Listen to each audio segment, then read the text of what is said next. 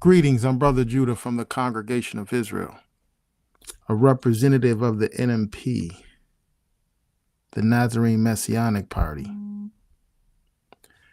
We approach the Bible from a socio-political perspective, and we argue that is the appropriate way to approach the Bible, seeing that the Bible deals with kingdoms, nations, empires, societies.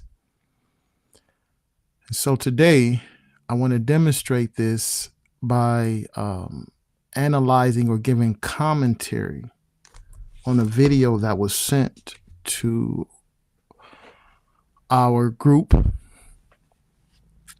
And I want to use it to demonstrate why we argue that the Bible must be addressed and dealt with and taught from a social political perspective, especially if you want to convert nations to the way of the God of Abraham, Isaac, and Jacob.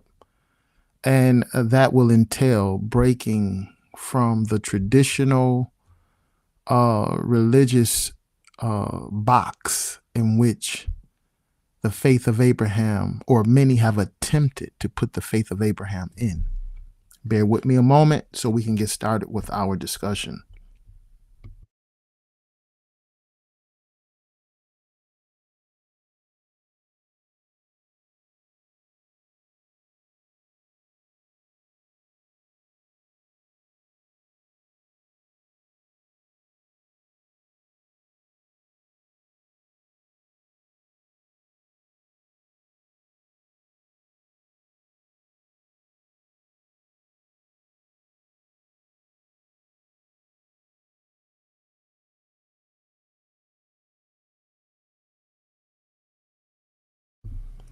Okay, so we want to get things in order here.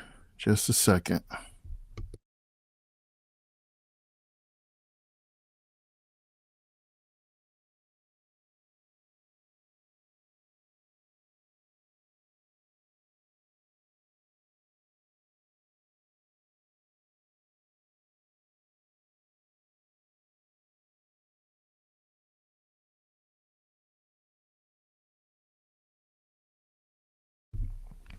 All right, excuse me for that. All right, so let's get started with this. And bear with me as we critique or analyze this video. And the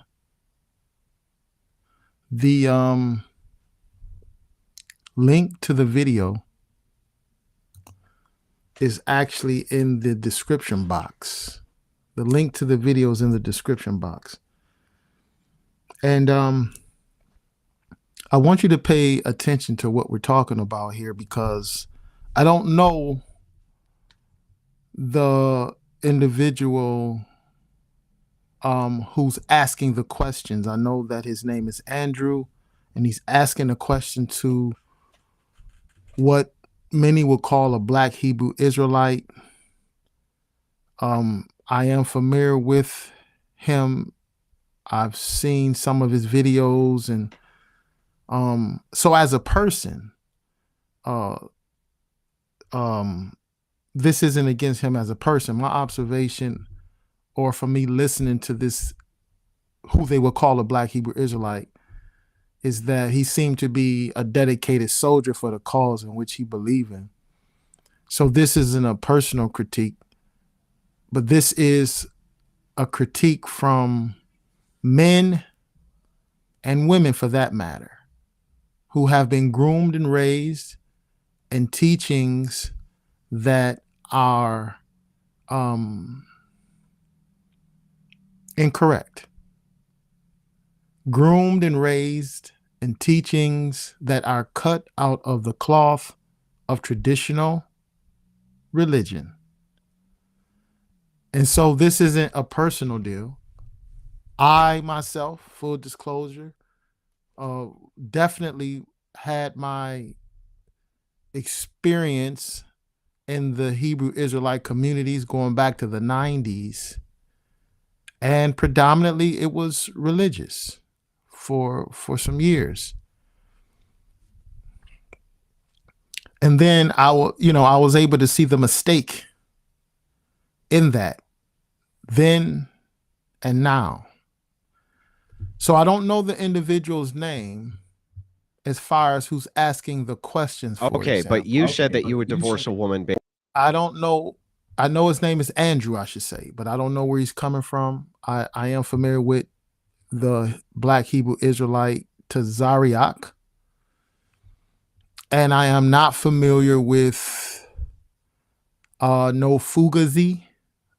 Cooley, I suppose his name is, but this is his platform. And so the link to this video is there. So you can look at the entire video. But I want to demonstrate, for example, if we look at Andrew and understand him for a moment as an inquirer, one who's giving or asking inquiry of societal matters. Now, to be fair, I also want to say this, and again, this isn't a personal thing, but you have a problem here, and I want to go back to this. Now, Andrew is looking, whether he believe in religion or not, and a lot of times people don't believe in the Bible because they believe it's religious, and they don't believe it has any answers concerning society. And this exchange here will confirm Andrew in his beliefs, because I want to watch this to the end, because he made a comment in the end that's very, very important for us to consider. But I want to go back to something else as well. I want to look at something where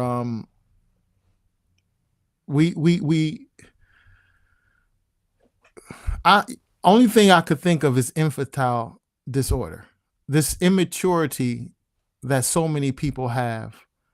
And even now, I mean, people are attracted to drama. I know that that's entertaining, but the society itself today has really fallen from really critical thinking and education. This is what I mean here. Now, I want to show you something. I have here Real Nigga University. Why? Because I didn't make it up. But out of who they will call Abba Bivens, Edward Meredith Bivens, also known as Abba Bivens, or Yomin, Elder Yomin. He started the One West. He is considered to be the founder of the One West School in New York. And for some reason, people believe that the so-called Black Hebrew Israelites out of One West or out of New York, or it's more specifically One West, they are the genesis of the Israelitish movement. And that's just ridiculous. But their teacher goes back far back into the 60s, late 60s and 70s. But you have a strain of Israelites also that started from Chicago.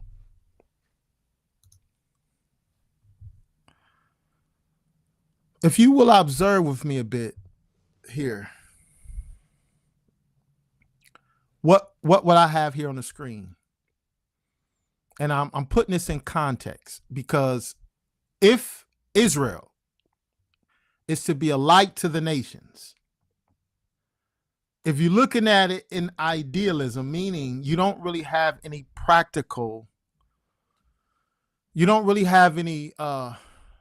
practical analysis on how this would work. It's almost just like it'll just fall out of the sky, almost fairy tale like. People say, well, Israel is going to rule the earth and the nation's going to come to them. But they have an idealistic perspective, because they don't really understand that if the Bible is suggesting such a thing, then it is also suggesting that the Israelites are sound and educated in political economy,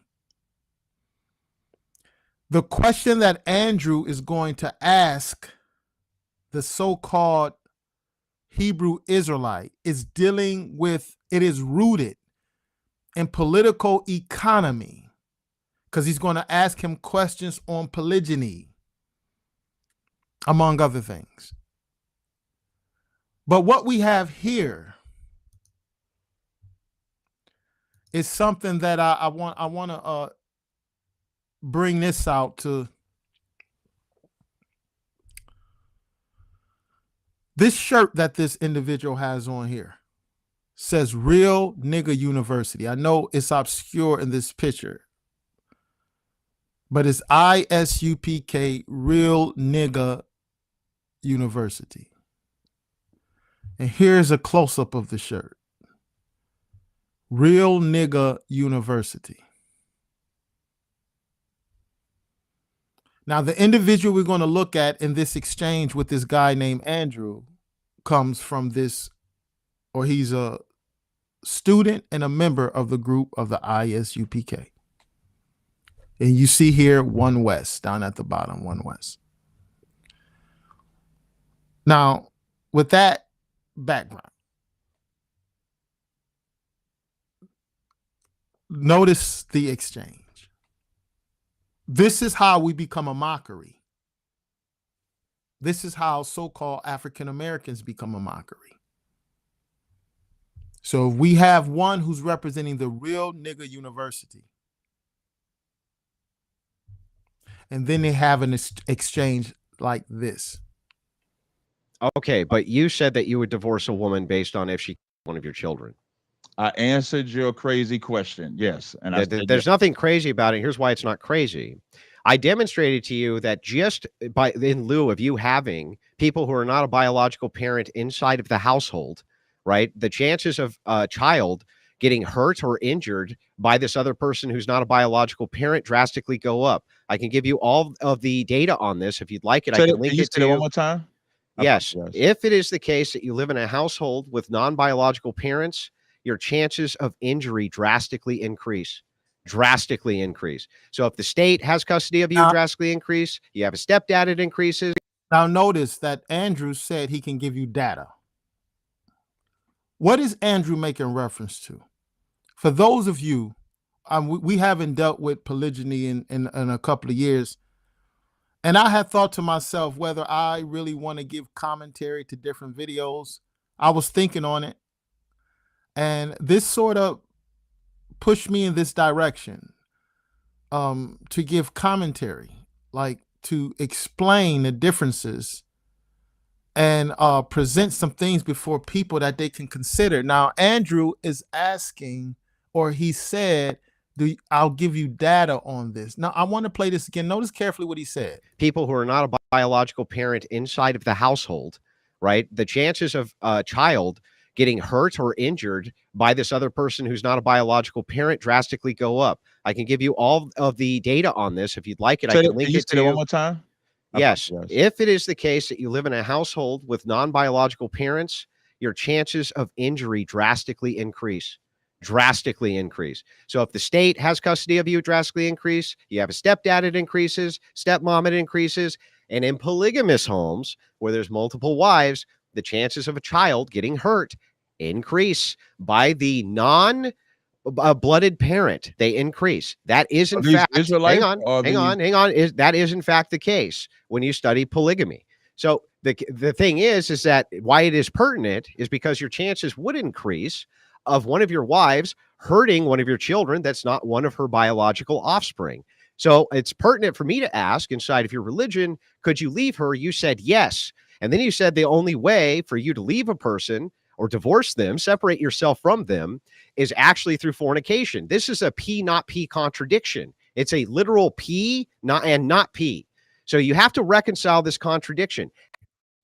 Okay, we have other discussions on fornication. I will argue their definition of fornication limited, but today I want to look at, he argued the data. Now, the Hebrew Israelites said that, okay, was this Israelite homes?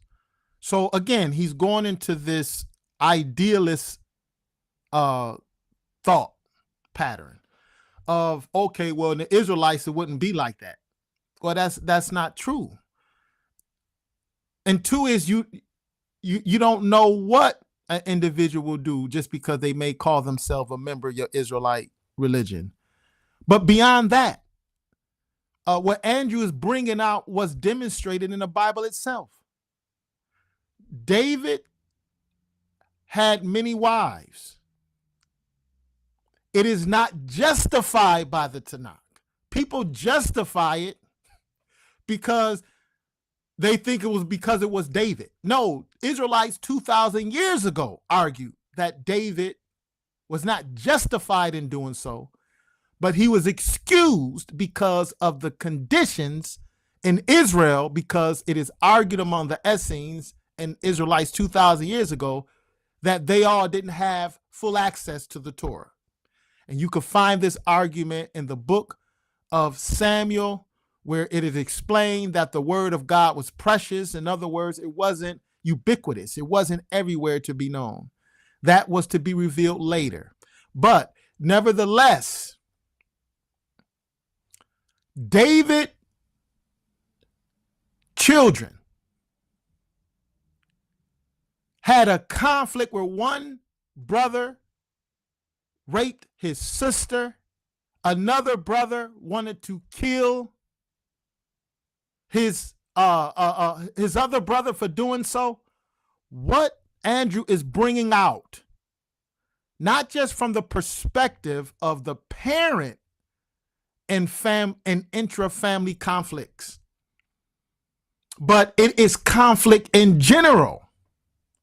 So he said the data. He has the data. For those of you who are interested, this data, this isn't what the Hebrew Israelite world studies. They watch too much damn TV. They're hooked up in traditional media. Andrew is bringing a critical point for the condition of society. And Israelites are supposed to address these conditions according to the biblical narrative. So they're, the Black Hebrew Israelite is going to talk about the question is stupid. It comes from Epstein and this and that. Listen, man, stop it.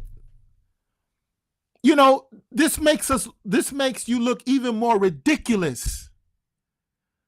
Damn all that Epstein stuff. Get your head out of the damn drama media and understand the real political world. We got a problem with that, man. And so this is where this man is getting, this isn't the only source, but when he said that, I understand, because we have sources ourselves in which we have studied to understand exactly what Andrew is arguing. One source is the philosophical transcripts of the Royal Bee Society. And you have several so-called scholars from the Department of Psychology, the Department of Economics, the Department of Anthropology, and Environmental Science and Policies, who's discussing the issues on polygyny and monogamy. Now, let me just read a little bit the conclusions that they have come to show you that Andrew isn't just bringing this out of his imagination. And when I'm listening to him, I get it. And it makes sense to me why the creator is saying that the real Israelites must be able to answer these questions. But in order for you to answer these questions and address society, you must study political economy, or else you're lost. And I'm going to show you in this conversation, this individual was lost. He was lost. They were literally in two different worlds. And Andrew's going to use the word idealism.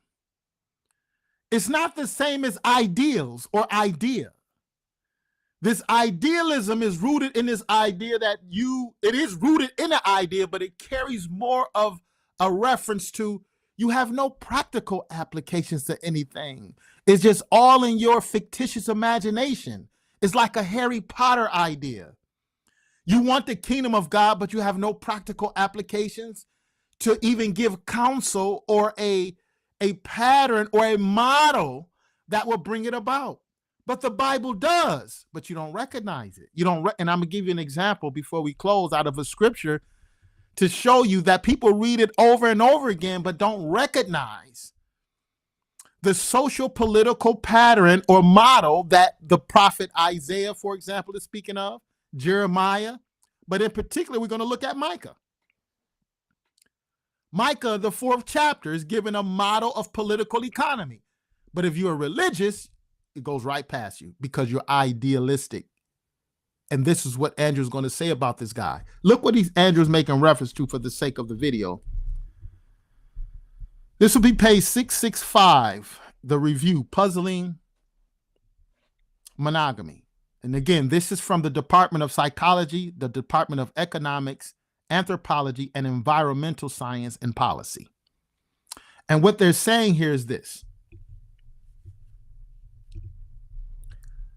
Co-wife conflict is ubiquitous in polygynous households. So it's not once in a while.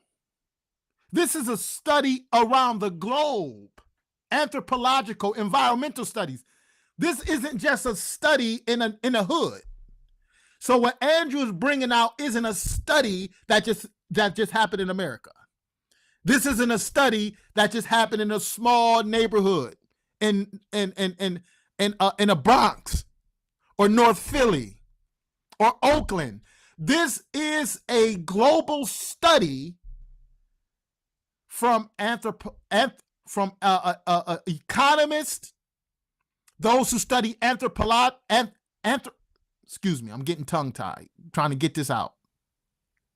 Anthropology and environmental science. This is a study. And they're saying co-wife conflict is ubiquitous. It's everywhere in polygynous households. We do more. God willing, we're going to bring out our teachings again on polygyny because I want to get into that, but not yet. For the sake of the video, I just want to just read this account to where this brother is coming from. From anthropology. From anthropology, a review of ethnographic data from 69 non-sorrow polygynous societies from around the globe reveals no case where co-wife relations could be described as harmonious, and no hint that women's access to the means of production had any mitigating impact on conflict. We can discuss it in other words, in other sessions, as far as this idea of access for women in a means of production, because in monogamy societies, when they have access to the means of production, it brings more peace. Even when they had means of production, they're saying it was still a problem.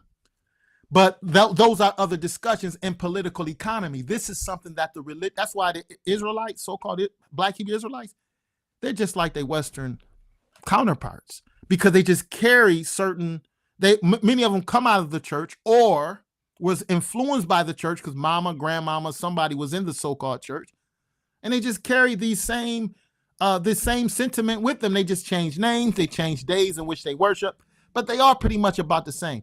None of them really deal with political economy, and it's an issue. It's an ongoing problem, and it's actually a contradiction in terms for those who call themselves an Israelite, which is actually a social movement started by Moses and a social movement revived by the historical Jesus of Nazareth. It never been a religion in the traditional sense. It's always been a social movement. And this is what Andrew's asking about society. So polygyny, according to the data in which Andrew is arguing, yes, polygyny is ubiquitous with household conflicts. It says from health psychology,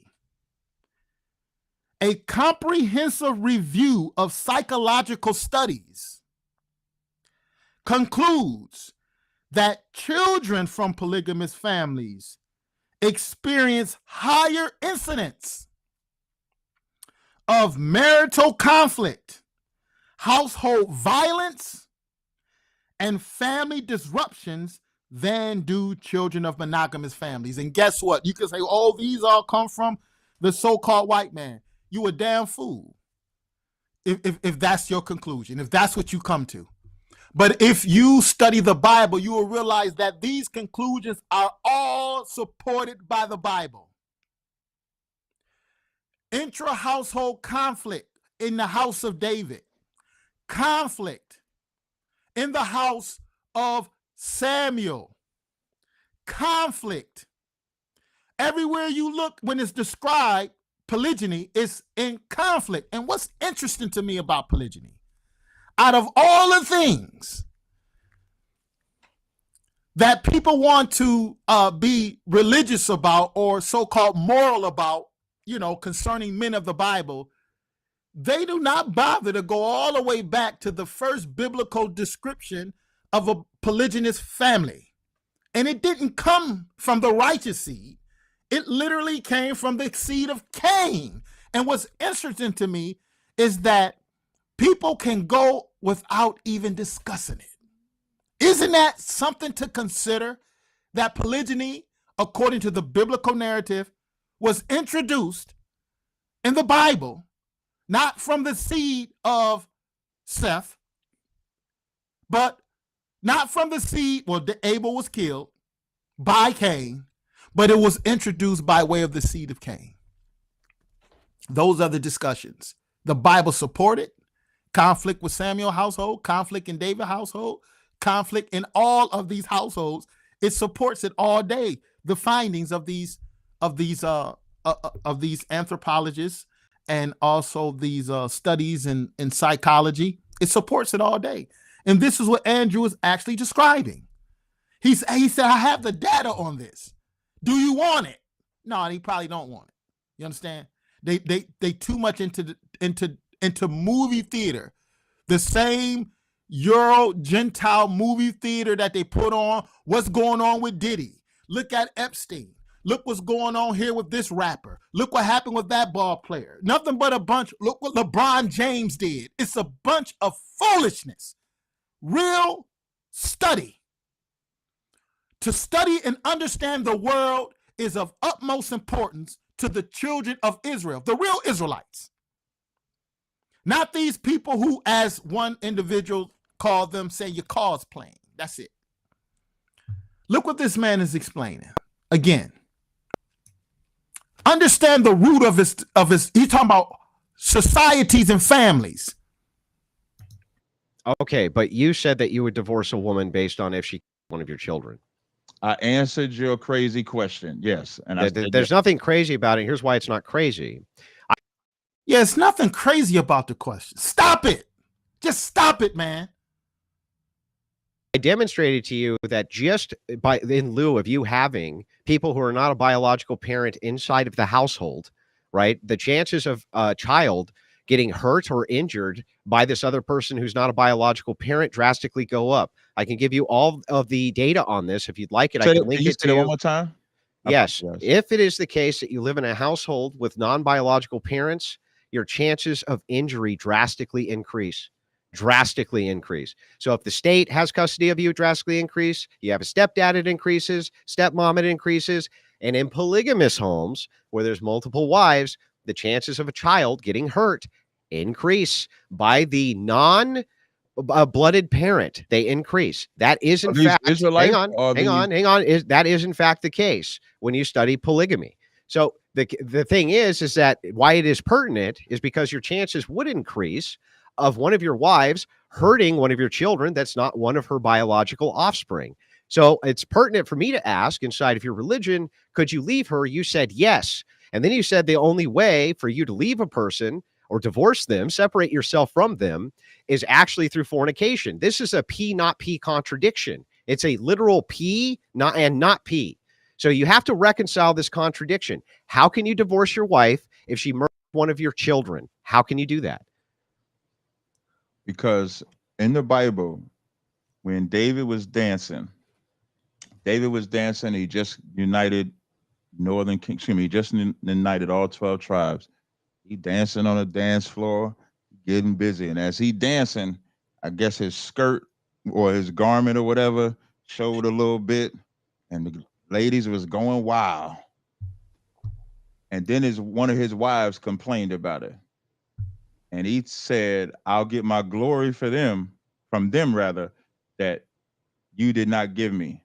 And he put her up in a tower, turned her into Rumpelstiltskin, never had kids with her, never did anything. See, that's what I'm talking about. Infantile disorder. Here he is, then. This cat Andrew looking at these people like y'all niggas pitiful. And that's it. And that's what I'm saying. When you have people talking about they're part of Real Nigga University, and that's what they have on their shirts, Real Nigga University. You see what the irony of that. Here he is asking a real question, and you're gonna sit up here and talk about how David danced. And I understand your point. I understand what you're trying to get to, sir. You're trying to argue that David put his wife away just for the fact that she didn't even, she scorned him. But sir, no. Okay, but you said that you would divorce a woman. That don't work because it doesn't say, it doesn't, it doesn't, the law does not permit it. So just because David did it doesn't mean that it's justified. It's described, but it's not prescribed. Okay? David slept with another man's wife. He wasn't put to death.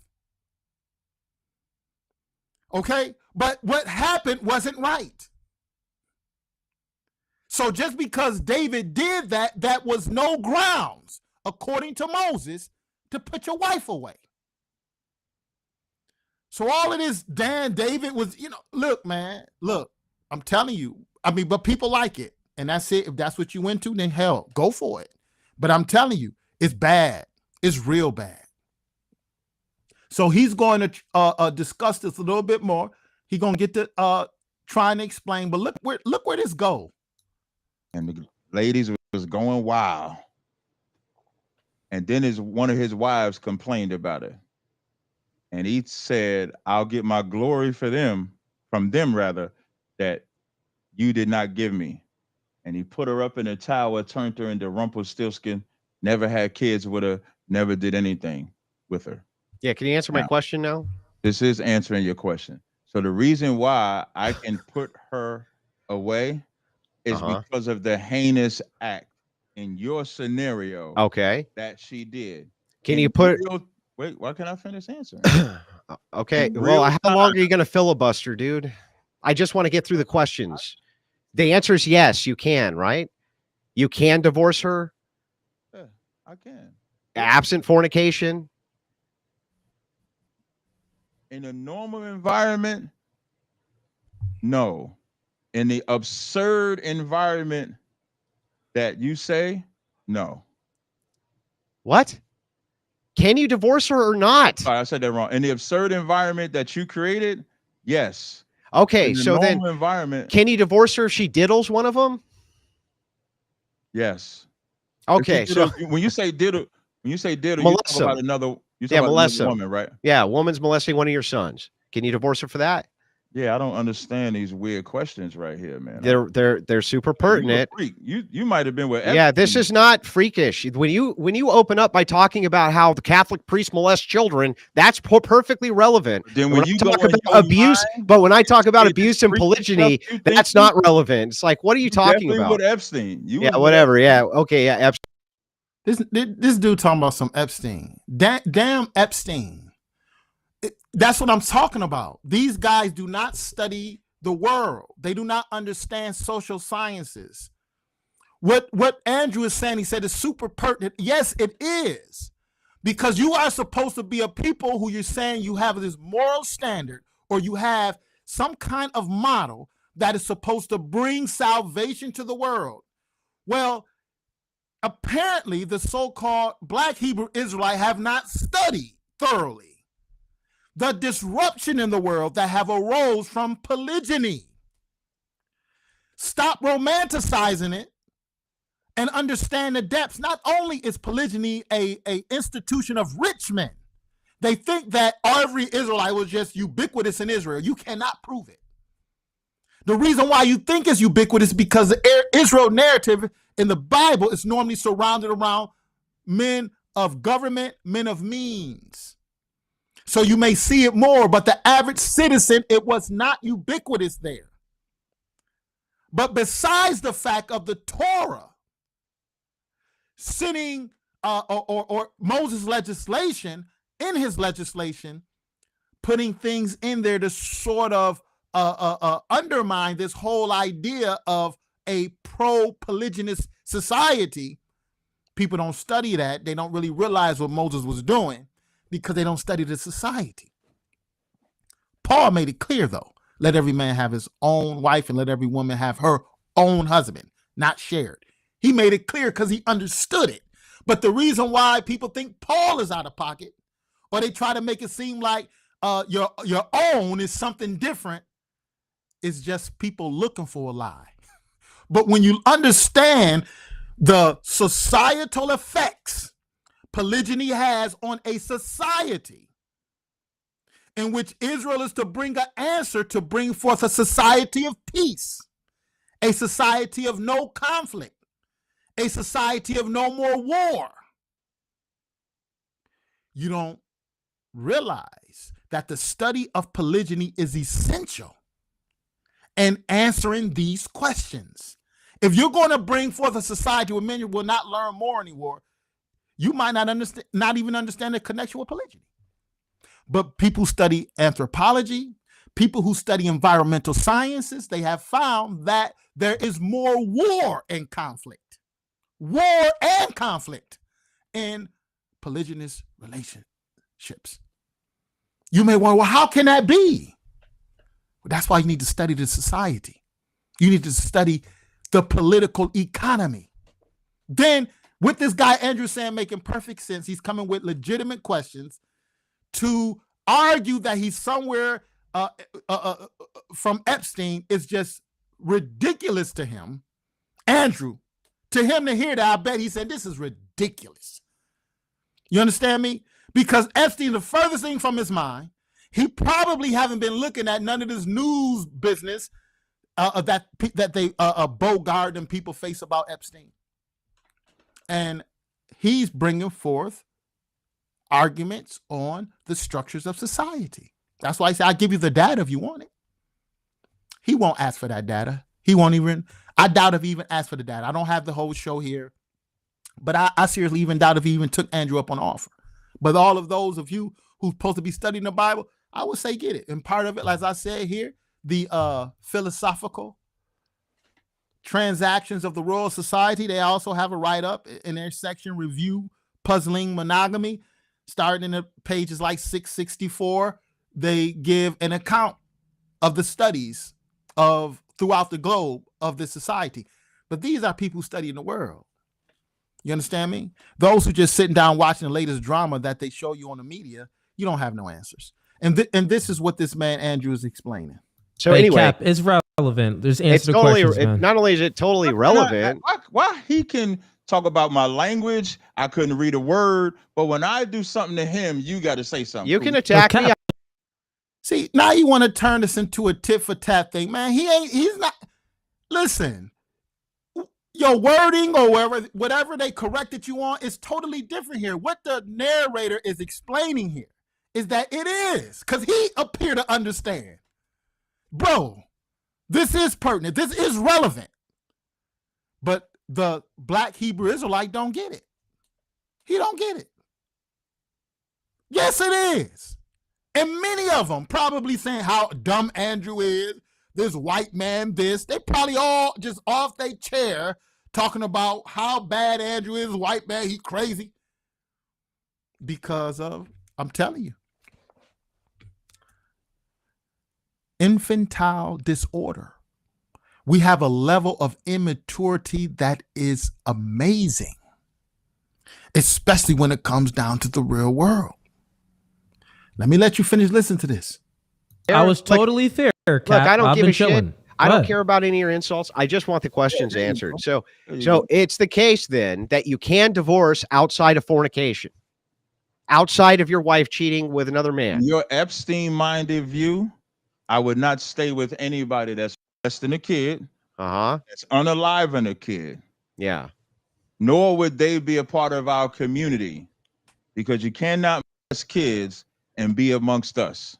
Yeah, but like that's so stupid. There's no way for you to notate that to know that this will be the case or not the case. If you had like 6 wives and they all lived in a household with you, right? One of them could kill feasibly one of your other children. They could do that. They could just have postpartum depression and drown them. Just drown. See, he might not understand postpartum depression. Like what Andrew is saying, what you just said was stupid. It is. Because you can't determine the future. See, he's going back into the psychology and the development of people. Women may be one way when they meet you, but they could go through like a psychotic type of experience, no matter what religion they're in, because of postpartum depression. And from there, studies have shown, yes, you would probably say they were out of character, but it could happen. For you to say it could not happen is pure stupidity. It is pure ignorance. And this is none other than what idealism gives you. You have no understanding on the study of mankind, the way that they live, the way that they work. You think you do. But I'm telling you, when you listen to these men, they don't know. For you to say that it wouldn't happen among us Israelites, what? And that's why I use postpartum depression. If those of you out there listening, if you're ignorant on postpartum depression, you don't even know what the heck Andrew talking about.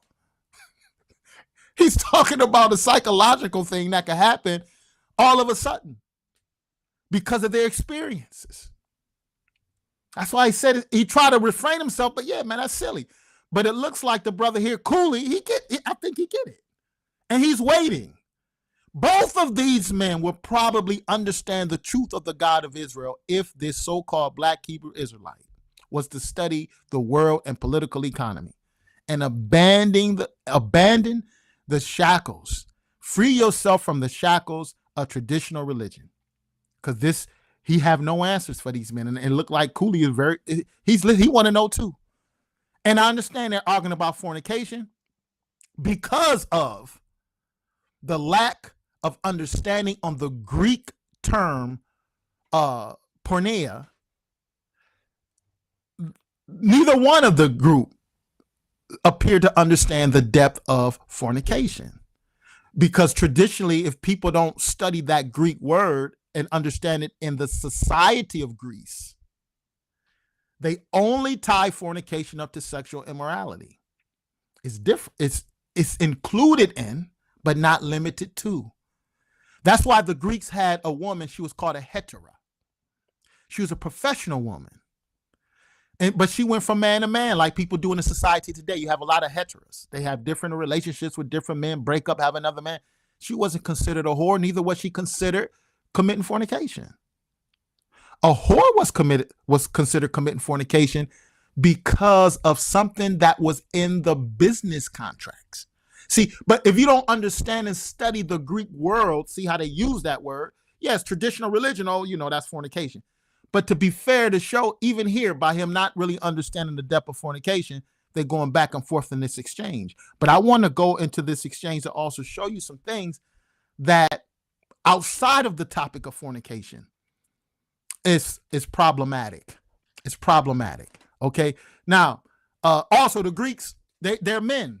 Would lay around with young boys. Everybody know that. That was a part of the universities. That was a part of their schools. The young male apprentice would have relations with the older teacher. They didn't consider that porneia.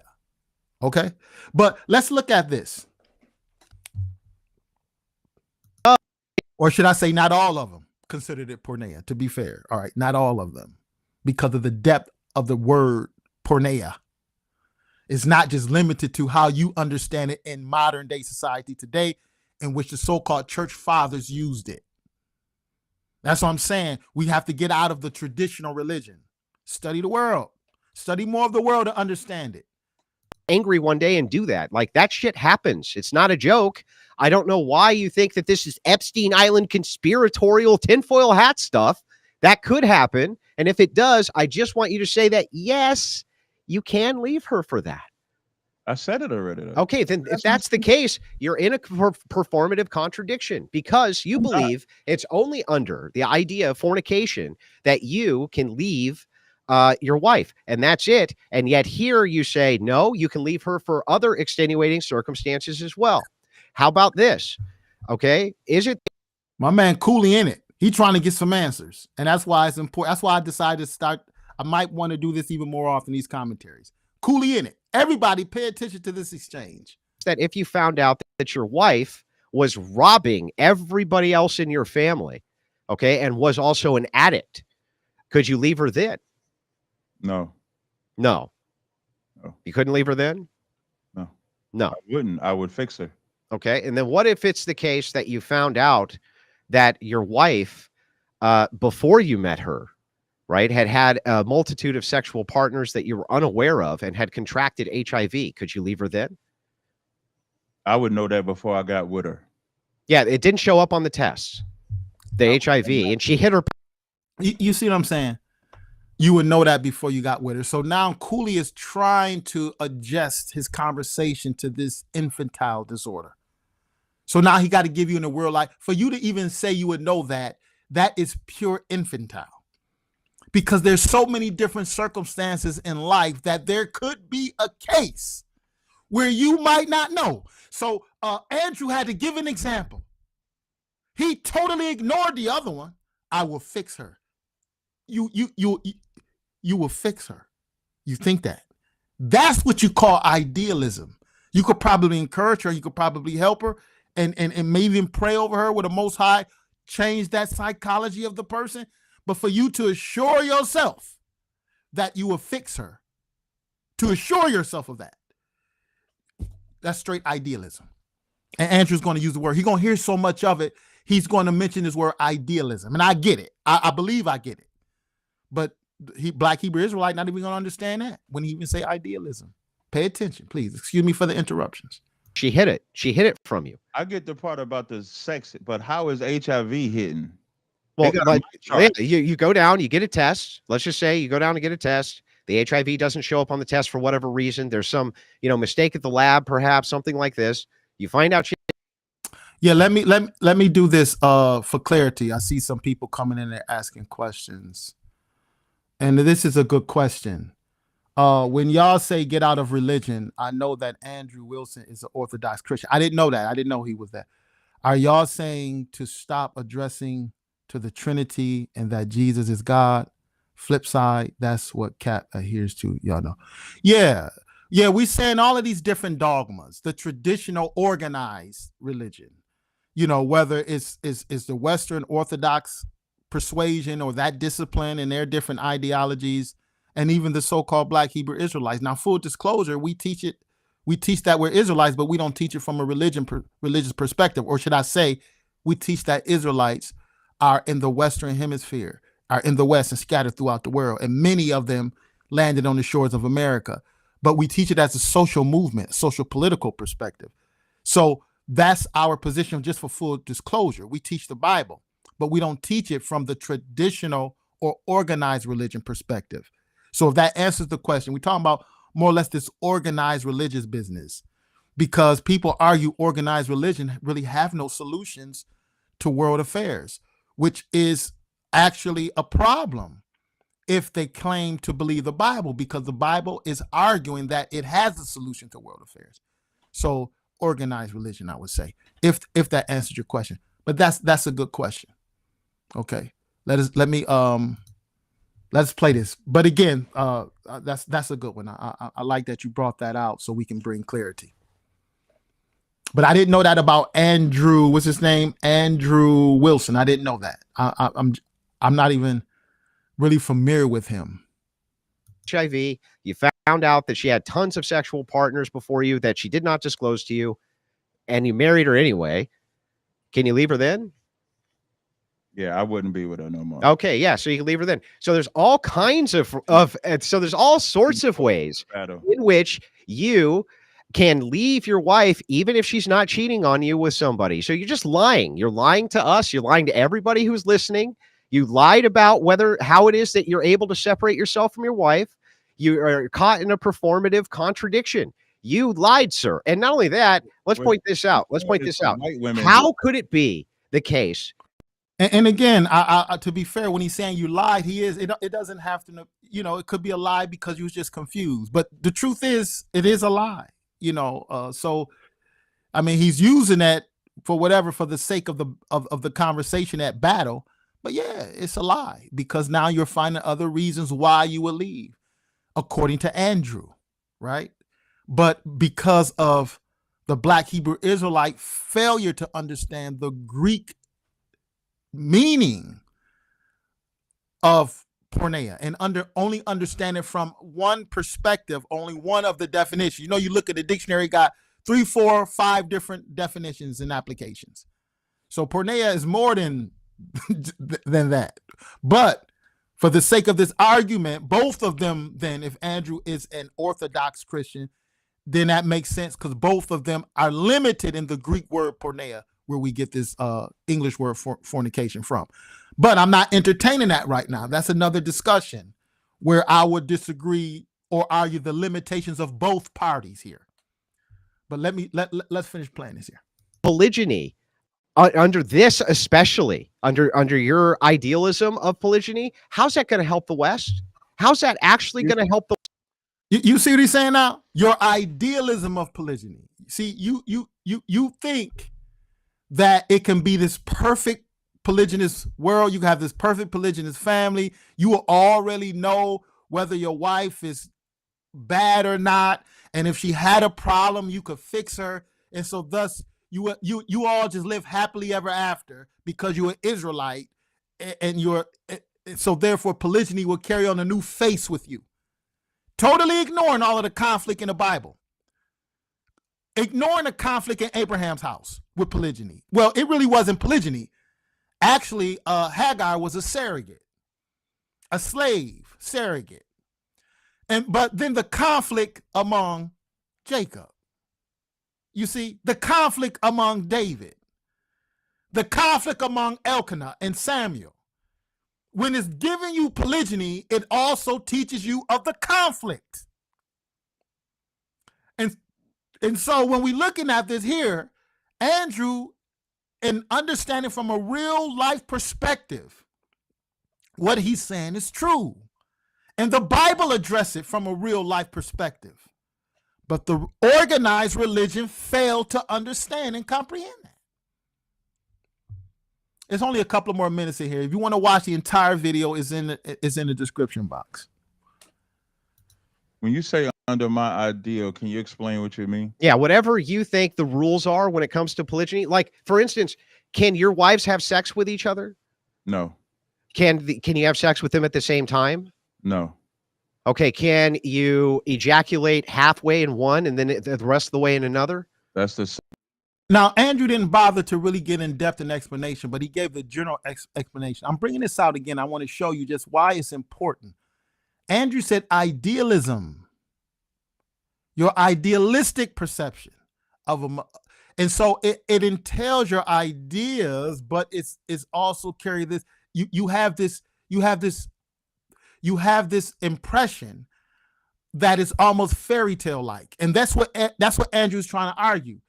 You think that you have 6 wives and you will already know whether they have issues or not. You think that because they are one way today, that in 15 years after children or one having children, they won't have go into any forms of depression or mental stress. For you to determine that will never happen, that is idealism. It's not just an idea. It entails an idea, but it's a context to it. But the Hebrew Israelite, it was cool because he asked, well, what do you mean by ideal or ideas? He's not just talking about an idea. He's saying idealism. You have this context where, hey, you can have a perfect polygynous relationship And hey, nothing that ever happened because we Israelites. And essentially that's what you're saying. But then what Andrew also argues is that you have nothing to offer to the West. What do you have to offer to the society as a whole? And because of Andrew's background and studying polygyny on a global scale by studying anthropology and environmental sciences, or the works of the scholars who study that, they're gonna show came to the conclusion is ubiquitous, is everywhere. Empirical evidence. They have evidence. It's not a guess, but the Bible supports the evidence. More polygyny, more conflict. So just from a polygynist standpoint, you could not bring to the West what the Bible says that the saints or his servants are to do, and that's peace, because your basic fundamentals is corrupted, starting from your family. Your proliferation of polygyny will cause more conflict. And just because you don't understand that, you can't say it's not true. I've run into some people say, oh, that's not true. What the hell exactly? Yeah, it's evident in the Bible and in the world. But in idealism, you live in a fairy tale. You don't understand the repercussions of such. But I'm running my mouth. Let me let him finish this. Idealism. He said your idealistic approach. How could it be the case that polygyny, under this especially, under your idealism of polygyny, how's that going to help the West? How's that actually going to help the West? When you say under my ideal, can you explain what you mean? Yeah, whatever you think the rules are when it comes to polygyny. Like, for instance, can your wives have sex with each other? No. Can you have sex with them at the same time? No. Okay, can you ejaculate halfway in one and then the rest of the way in another? That's the same. This the Epstein portion of the battle, y'all. It's important. It's important to make these distinctions. I just said I can't have sex with them at the same time. So why would your mind say? Could you have sex? Because they're different questions. Could you have sex with one of them in the same bed, another one sleeping in? That's fornication. No. Well, how is that fornication? You're not sleeping with her. They can't see each other's nakedness. Okay, so in your view, when it comes to Epstein file, when it comes to this, this is some weird questions. What is? It's not weird, man. He's giving you an example of the psychology of individuals in the world. He's not talking about your hood, sir. He's giving you or trying to express to you how people think, how the world is. If you're going to address issues, you must understand what causes issues, the psychology of people. They will do that. These different scenarios, and ejaculating one but not in the other, or partial in one, partial in the other. To you is weird, Epstein files. Nah, man. This is society. This is the psychology and the study of environmental, of the environment, or should I say environmental sciences, not just limited to your hood. It's just, but again, these are men who feel comfortable with talking about they are the real nigga university. And for you to have a performance like this and say that and boast and wear t-shirts saying this is the real nigga university, the irony of that, because you sound ignorant as hell. You literally sound so ignorant and infantile, so immature, that he said your idealism. In your imagination, you imagining something that's not even realistic. You could not have complete control or even determine situations in society like this. And for you to believe you can is just simply fairy tale. That's why he said you're in your idealism of beliefs. And he gonna talk about some damn Epstein. Man, boy. Okay. See, people like that, the so-called Black Hebrew Israelite, they okay around people who don't really know anything. They sound like they're really intelligent. But when you get around the real world, when you get around people, I'm not necessarily saying intellectuals, but I'm saying I'm adding them as well, but not limiting it to that. But people who are rational and understanding the world and trying to figure out problems in the world, you guys, you don't You Black Hebrew Israelites fell miserably. You know, and when I'm saying you, I'm saying, of course, not all of you, but many, because I consider myself a part of the house of Jacob, but not like this, not a part of any of these religious ones, whether out of Chicago branches or out of New York. Andrew, boy, you put on a sad show. Watch this. Correct. What is correct for you under polygyny is that you can have as many wives as you sleep with, becomes your wife, right? You have to take care of those women. Is that as many? What's that? You cannot have as many. Well, you're going to have as many as you sleep with, right? What I mean by that is that's why I referenced Deuteronomy 17:17 when it says, "Do not multiply wives to yourselves, that it tempt your heart of what is." Yeah, but if somebody decided to go ahead and sleep with 30 women, under your view, he's married to all 30 of those women, right? Yes. And he needs to take care of all of those women as though they were his wife, right? You said what? And he needs to take care of all those women as though they are his wife, right? A great manager would. Okay, yes. So if this is the case, what would be the enforcement arm here to make sure that these men take care of all the women that they have sex with? How would you enforce that in the West? That's actually a good question. And what I want to say is all of this weird shit that he said from Epstein Island, monogamous people do all the time. No, monogamous people don't come in one woman then come in another. They're not monogamous definitionally. They ejaculate in one, put it in another. No, they don't. That would be definitionally not monogamy. All right. Yes, they do. No, that Yes, wouldn't be they do. monogamy. So now, but anyway, who cares? Answer. You see what I'm saying? No, that by definition wouldn't be monogamy. They can call themselves a monogamous, but by definition they wouldn't be monogamy. You know, I mean, it's like you got to get out the hood drama, man, and you have to understand an intelligent conversation, whether you agree with Andrew or not. Just no, it would no longer be monogamy, but just answer his question. Answer the question. Question, please. So to answer your question, and here's the beautiful part about us as Israelites, the way that we teach it. America is a cesspool of fornication. Just in case people forgot, the question is, how would you enforce? Okay, because he's going to go on. Andrew want to know, how would you enforce this statute that you stand on? From here to make sure that these men take care of all the women that they have sex with. How would you enforce that in the West? Everybody caught that? He asked, how would you enforce it? Not just force, but enforce. Okay, watch this. It's actually a good question. And what I want to say is all of this weird shit that he said from Epstein Island, monogamous people do all the time. No, monogamous people don't come in one woman then come in another. They're not monogamous definitionally. They ejaculate in one, put it in another. No, they don't. That would be definitionally not monogamy.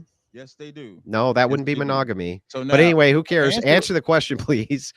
So to answer your question, and here's the beautiful part about us as Israelites, the way that we teach it. America is a cesspool of fornication, monogamous or polygamous. They don't do it right. That's why he asked me these weird questions. He's asking me these weird questions because there are people like Neo, for example, the entertainer Neo. You just answer the question, dude. This is answer. Why y'all in your feelings, man? I just want you to answer. How would you enforce this? Yeah, man. Please. I just answer it. How would you enforce it? Enforce. I'm answering. We would enforce it by re-educating our men and women the value of sex itself. The whole reason why we say sex is marriage, because the world does not believe that. Andrew and I do agree that the paper means nothing. See, you can argue that you can reinforce it, but to enforce it just by teaching, not really. Because you could teach people things, even in your own school of thought, in your camps. You could teach them all day. But you have to enforce it in the sense where, what if they go against what you taught? If they're going against what you taught, then you have repercussions, right? Whether they're getting kicked out of the school whether they're being suspended. That's how you enforcing. You're compelling them. Black Law Dictionary on enforcement. The act or process of compelling compliance with a law, mandate, command, decree, or agreement. Enforcement of the statute's requirements. So you can reinforce what you're saying by teaching it, but to enforce it, your mandates or your decrees, and for people to comply, you will compel them. How? Well, you will say either you're suspended, right? Or whatever it may be. In the Torah, did they enforce it? Yes. If you committed fornication, if you broke contracts, then you were fined. In certain cases, you were stoned. They enforced it like that. All right. So this is what he's explaining. How will you enforce it? To just say teaching, that's not really adequate. As far as marriage goes, but the world does not. The world believes that as long as I don't have that paper marriage, I can have sex with whoever I want to have sex with. So when we come and teach, we actually put the value on sex by re-educating and saying, no, you don't sow your oats and sleep with every woman. You don't have sex with every man. If you have sex with that woman, you got to keep her. And then what did that do? What does that do? That forces you to find out about her past. Yeah. What about enforcement, though? Can we get to that part? You see, he don't understand what he's saying by enforcement. He's using his word forces you. You are talking on a different context than what Andrew is asking you. And that's why I'm talking about the Hebrew Israelite infantile disorder. And people of of even organized religion who's just a little bit more learned and practical realize that these guys are they're just destined for the hood and the block. But they're not even good for the hood and the block, because the only thing they do for the hood and the block is escalate pride, but yet maintain ignorance. And if you are proud in ignorance, that is a remedy for disaster. And that's why where they are, they're really not doing anything. Not really. Okay. I'm not talking about Black Wall Streets, Israelite Wall Streets, and marketplaces. They still haven't learned. That's not the solution either. But that's another discussion. But nevertheless, they escalate pride. But true education and understanding the way the world works, we don't entertain that. We're not familiar with it. We don't even think it's necessary to learn it. In fact, it's so much so bad that even I have learned among the so-called Black Hebrew Israelites to understand politics and to understand the world and political economy, they think it's laughable. That's how ignorant they are. They think it's laughable. That's why what Andrew is asking, it's not that Andrew's crazy. The facts are he's asking on the level or on par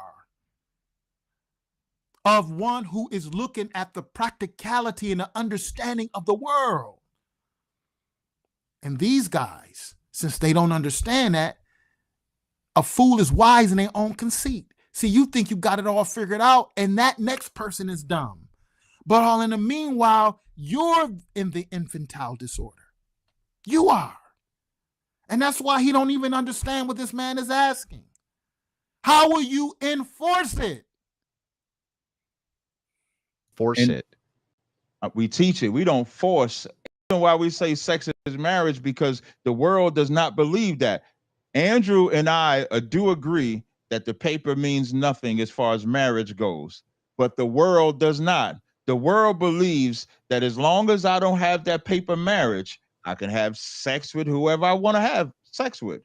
So when we come and teach, we actually put the value on sex by re-educating and saying, no, you don't sow your oats and sleep with every woman. You don't have sex with every man. If you have sex with that woman, you got to keep her. And then what did that do? What does that do? That forces you to find out about her past. Yeah. What about enforcement, though? Can we get to that part? How do you enforce it? You see that? What about enforcement, man? And again, Real Nigga University. I didn't make it up. I did not make it up. That's what I got to show you. I'm not saying this I'm going to go back and let this video play out for the sake of time, but I didn't make this up. I didn't make this up.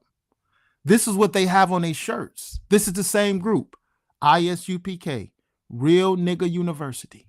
Really? You were the irony. And then you get caught in a conversation like this. You get caught in a conversation like this.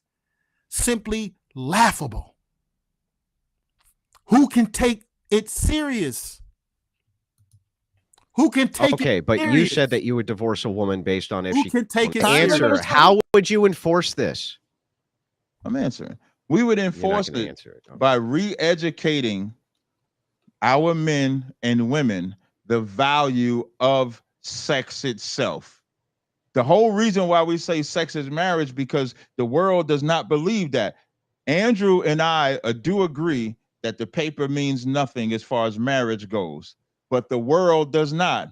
The world believes that as long as I don't have that paper marriage, I can have sex with whoever I want to have sex with. So when we come and teach, we actually put the value on sex by re-educating and saying, no, you don't sow your oats and sleep with every woman. You don't have sex with every man. If you have sex with that woman, you got to keep her. And then what did that do? What does that do?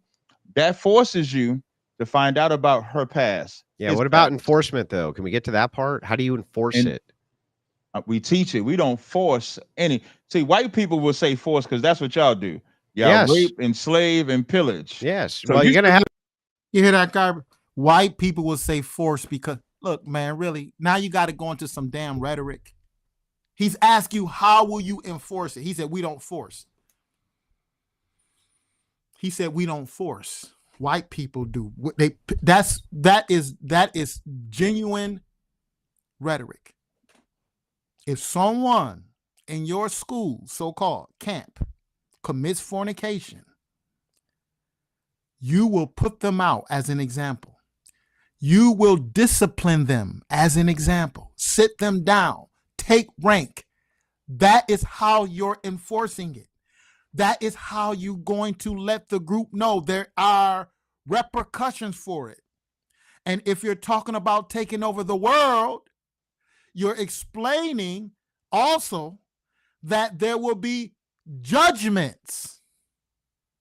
That's how you're compelling. Remember, enforcement is the act or process of compelling compliance.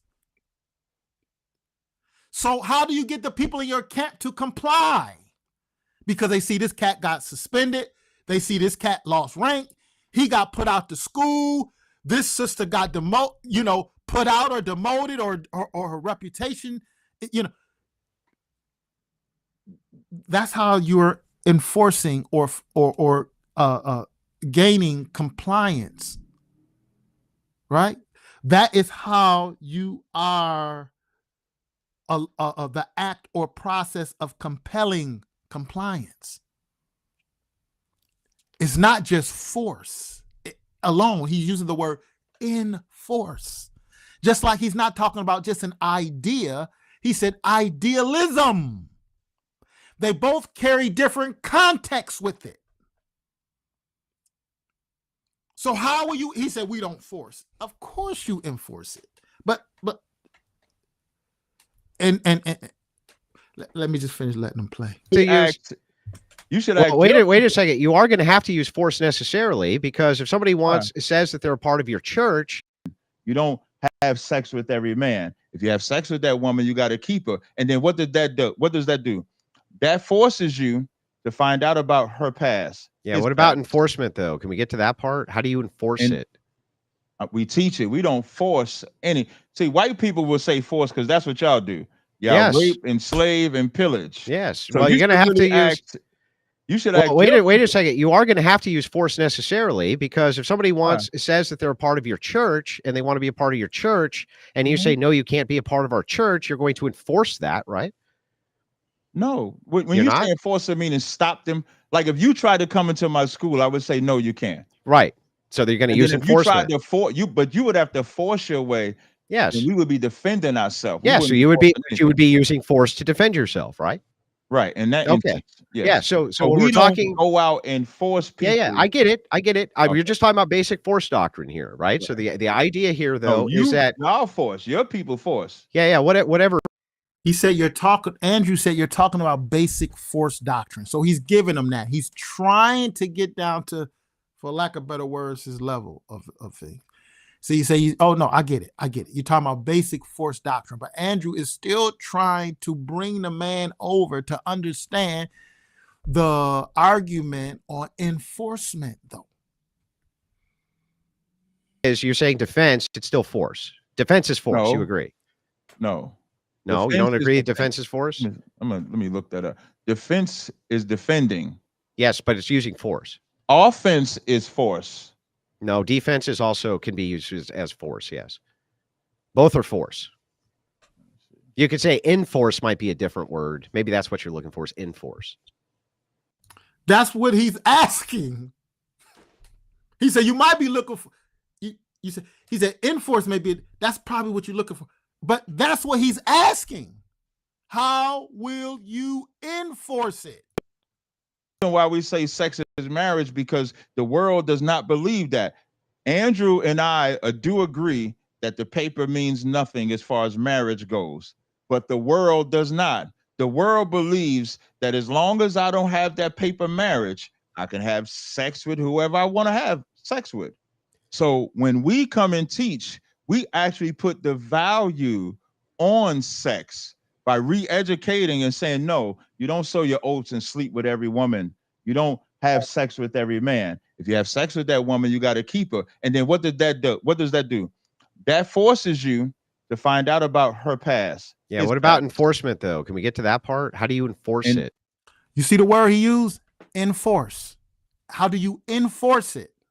Okay. So now let's go back to where we left off. How do you enforce? You see, Andrew's asking enforce. But it's using force. Offense is force. No, defense is also can be used as force. Yes, both are force. You could say enforce might be a different word. Maybe that's what you're looking for is enforce. You see, because that's what he's asking you. Enforce. Why don't you look that one up? You want to sit up here and talk about the white man. You want to, what they for? Look, man, stop the rhetoric, right? Focus. Enforce, sir. Maybe that's the one you're looking for. Because that's what he's been asking him. Wait. Enforce would usually be the aggressor. I typed this defense force and it says, yes, the term defense force can refer to the national military. So I don't think they understand it. Yeah. Okay. Well, if you're defending yourself by punching a person in the face, you're using force, right? Yes. Okay. Yeah. So then defense is also force and offense is force. They're both force in this situation that we're talking about. Put them in the same category, but I'm gonna do you for a second. I would agree that intent. Yeah. I'm gonna agree with you for that. That's an easy one. It's just okay. So when we're talking about enforcement, right? You don't want to actually have any sort of enforcement at the governmental level, at the so you don't want your ecclesiology to be enforced at the government level, right? Which is contrary to what the Bible, he may not want to, but that's exactly what the Bible is explaining.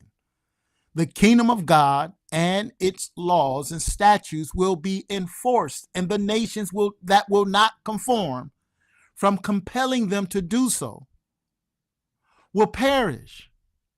It will be enforced. So he's asking now, even in your beliefs, you don't believe that your theology or your ecclesiastic doctrines, you don't believe you're going to enforce anything? No, I do actually. Okay, you do. There we go. So you actually want to use force then, don't you? No. Well, then how? I don't understand. How could the government enforce it without force? Hear what you're saying, what I want. What I would prefer if we lived according to God's laws, absolutely. Am I going to force or tell the government by force we got to do that? No. You show me where Christ did what he did by force. Wait, that's not what I'm asking. I'm not asking if you would force a government. I'm asking if you would like for the government to enforce your worldview. No. No, I okay. would just no, I wouldn't like No. I would not. Because No. if they get That's a total damn you're a damn lie. That's why you sit up here and you talk. You will want the government to stop LGBTQ movements, right? You will want the government to enforce the thou shall not kill. You would want the government to enforce the removal of, according to their faith, same-sex marriages. You will want the government to enforce your ecclesiastical doctrines. For you to say no is a damn lie. Or just simply, it's a lie nonetheless, but you don't understand what the man is asking you. answer, if they get to enforcing, somehow blacks, Hispanics, and Native Indians is going to be the one enforced while y'all free. Now why are you gonna take it there? You done left the whole context of the conversation, and now it gets into how the white man would use force to hurt the Native American. You see what I'm saying? That's what you get out of Real Nigga University.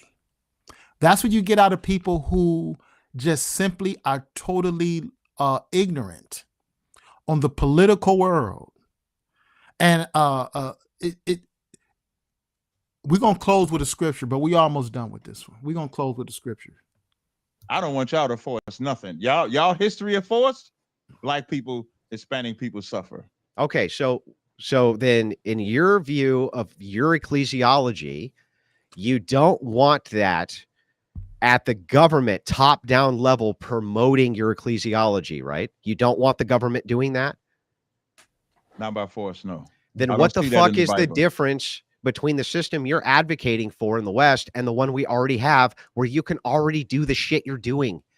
What's the difference? It's the same system. The system here is the liberal system of you can do whatever you want as long as you're not hurting somebody else. The system that you're advocating, you can do whatever you want as long as you're not hurting anybody else. You don't want any enforcement of your ecclesiology at the national level. Hang on, you literally said this. I don't want any of my ecclesiastical authority enforced at the national level or the government level, period. You don't want that.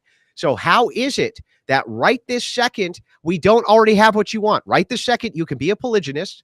Right this second, we can do exactly what anybody can do exactly what you're doing. You can go fuck a chick and say, now you're my wife. And she goes, oh, I agree. And so both of you, hang on, both of you now are married according to you. You can do this. Hang on, you can do this right this second. What are you bringing? What are you bringing to the table here that's changing any of this? What are you bringing to the table here? So in the beginning of this diet, first I want to show how nasty he is, because he brought up having sex with a chicken. That's Epstein. Chick. No, I said a chick. Yeah, man. He said a chick. He didn't say a chicken. All right. I get it. Rhetoric, boy, is something. And I myself argue my own critique throughout the years. I have found when I look back and I critique what I was taught and what I was teaching, I had my fair share of rhetoric. And so more facts and documents must be brought out to make points. And so even when we do teachings, I might bring out books and dictionaries and all this other stuff, and it get tedious to people, get long-winded, because it's important not to fall into rhetoric. And so when you're accustomed to going into rhetoric, you're not paying attention to what's being said, contexts. And normally with people in rhetoric, they don't really do thorough research, or their research is from second and third different sources, and it's not really thorough. You know, you only have a general application of things, and that's how we were taught. That's how we were raised. Even when we say government, people need to ask, what is that? What exactly is government? You know, but you can do a whole session on what government is and then start to realize how much rhetoric is surrounded it, you know, as far as the government this and the government that. But rhetoric leads to this type of critique. Oh, he's saying lay with chickens. He didn't say lay with no damn chickens. Listen to what the man's argument is. You done sort of left the context of the guy's argument. And this is sad. Not a fucking chicken. I say go bang a chick. Chicken. No problem. So A now, chick? No, not well, that wouldn't even make sense in context. You could go bang a chicken and now you're married. It's like that wouldn't even make that's sense. what it sounded like you said to me, man. I'm sorry. Instead of a But chick, really? Okay, yeah, it sounded like maybe he was talking too fast. okay. Yeah. Anyway, so yeah, what are you bringing to the table here that changes anything? It's just Okay, the so in same this shit. title, well, first of all, Why is he asking that? What are you bringing to the table that would change anything? What do you mean change anything? Change the world. This is the trajectory of the nation of the Children of Israel movement to change the world. And so this little analysis right here, a microcosm of the nations going to the Israelite to ask, what do we need to put in place to bring peace, to bring justice, to bring heaven to the earth? That's why the nation's going to go up to get that counsel. Here's a microcosm. It's showing you, even if you say Andrew's one of the other nations, he's looking for counsel. Can't get it. He can't get it from them. That's why he said, what do you have to offer? This right here is very interesting. The whole scenario. in the West have nothing to do with monogamy or polygamy. It has nothing to do with that. See, he is, because he brought up having sex with a chicken. That's Epstein. Chick? No, I said a chick, not a fucking chicken. I say you go bang a Like you said, chick. chicken.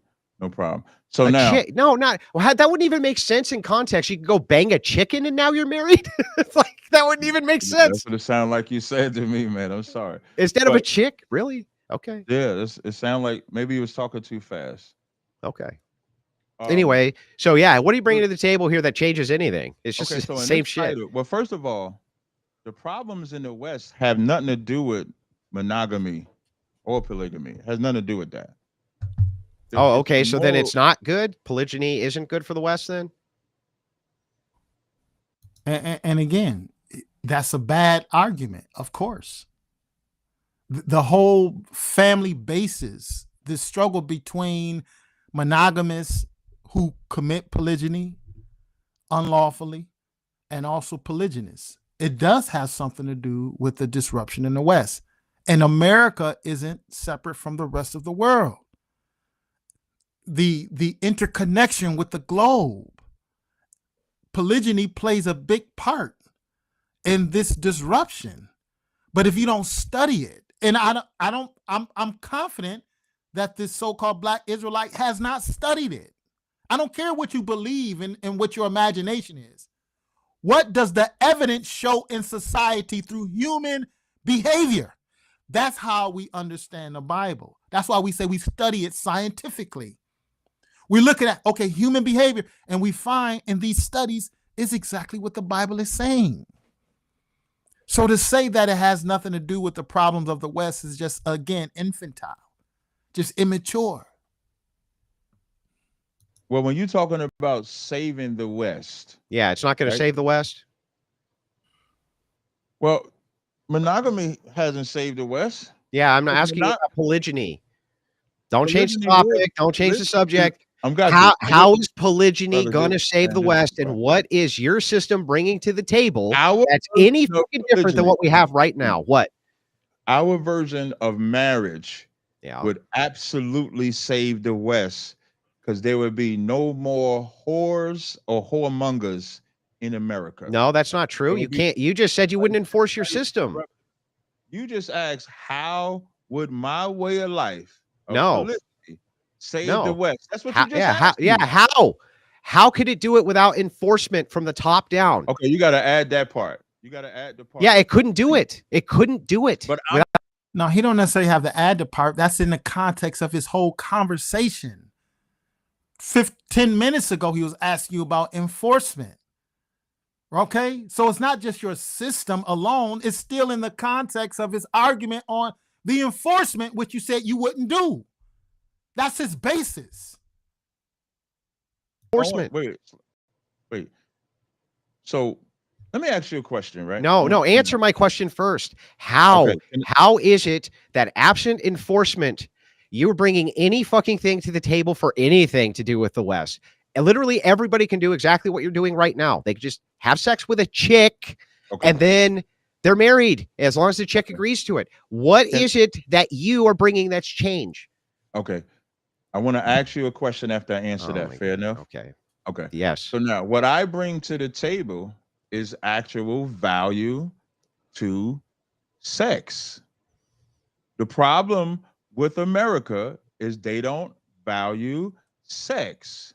So I will go to the American government and say, why is OnlyFans allowed? But Why that's is force. prostitutes and That's strip clubs force. That's force, allowed? bro. I would That's ask them that. force. That's force.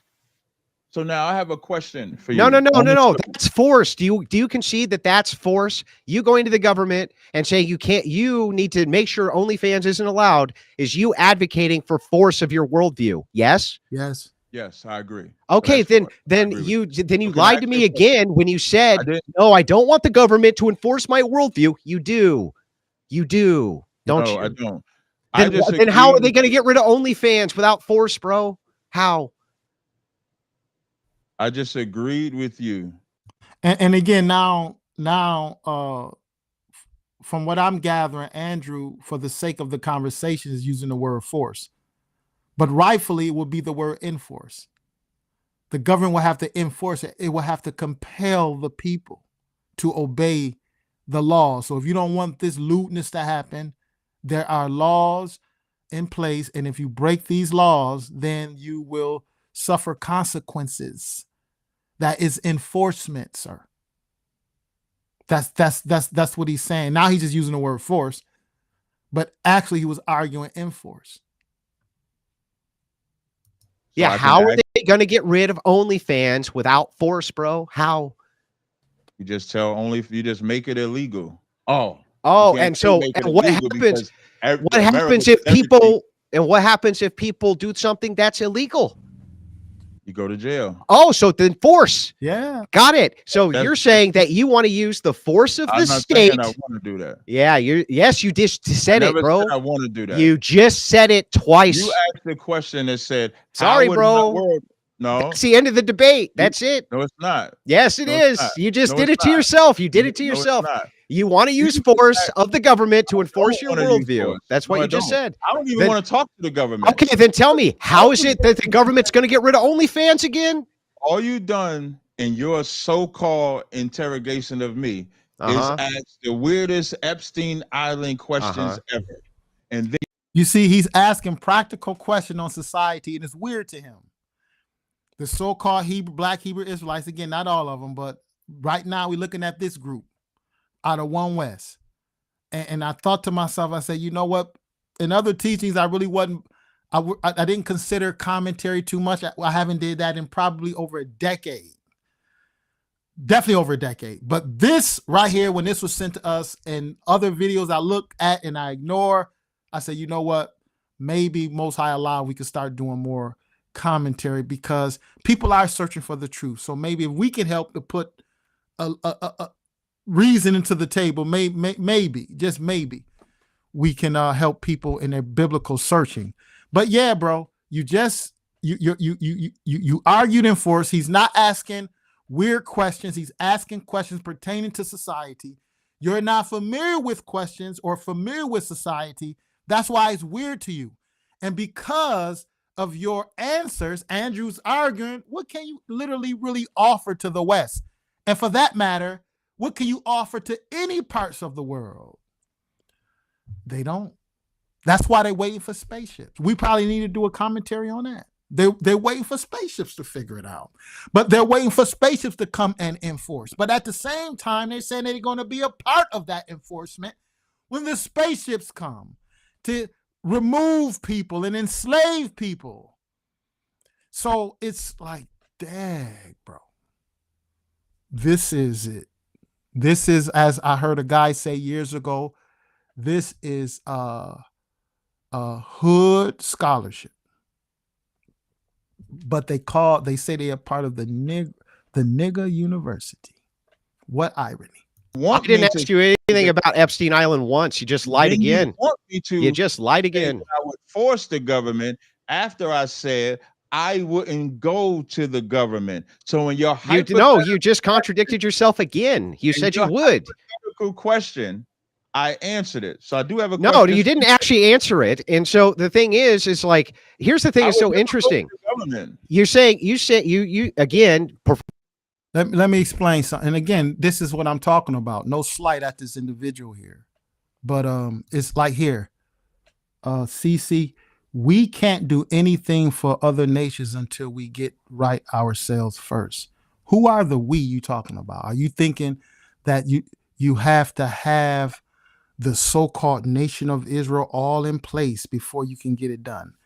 If that's what you're making reference to, show the text that says it, like the biblical text that actually says it, because the enforcement of such things and the message to the nations started in the days of Paul.